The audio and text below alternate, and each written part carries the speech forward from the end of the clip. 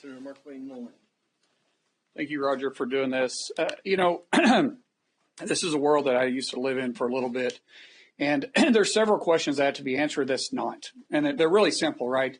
Who is AIC, the agent in charge? What SOPs are they using? Standing operating procedures. Who set the perimeters up? Where were the perimeters? What was the initial plan? Was the initial plan detailed out? Did they walk it? How many meetings did they have with local law enforcement? Who was in charge of those meetings? Did the Secret Service attend the 9 o'clock briefing? If the Secret Service didn't attend the 9 o'clock briefing, the question would be why? Because the Secret Service is leading the entire perimeter and leading the whole detail for the purpose of protecting President Trump. If you can't answer those simple questions, then what are you hiding? Right? Most of the time you start with 3 perimeters. The first perimeter would be always protected by local law enforcement. It always is.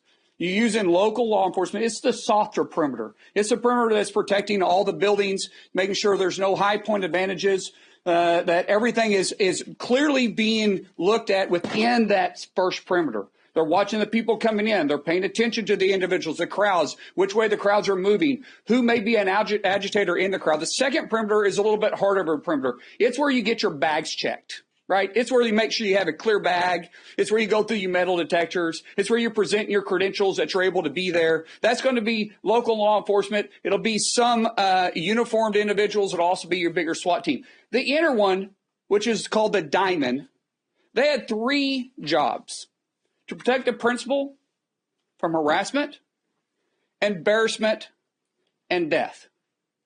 Harassment, embarrassment, and death. Out of every single detail you run, you always do a debrief. You break it down. What went right? What went wrong? How do we improve? All we're asking is the Secret Service to give us the briefing. What did they break down? What's the simple issues that they dealt with? Where was the failure points? Because if you cannot admit you did something wrong, you're destined to do it again.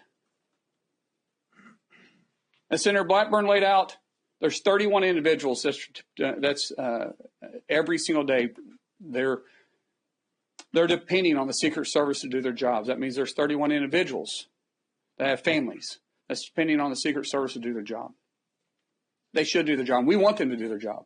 I spoke with President Trump the day after the assassination attempt. And I'll tell you, the first thing he did is he praised the Secret Service, the ones that were in his diamond, for doing the job. He praised them for jumping in and protecting him. His words was, didn't they do a great job? Yeah, they did do a great job protecting him. They did a horrible job with the perimeter and protecting everybody else that was there. I'm not against the Secret Service, but people need to be held accountable, not just Kimberly, the former director, other people there that was in charge of the site. They need to be held accountable also. And I think that's what Congress is trying to get to. We want to prevent this from ever happening again. We want to help them, but they're not being transparent with us. If they're not, then we'll have to go around them if they're not going to work with us. Thank you, Roger. Hey guys, thanks for watching. If you enjoyed this video, leave a like and consider subscribing for more unfiltered news from Mr. News. I'll see you in the next video.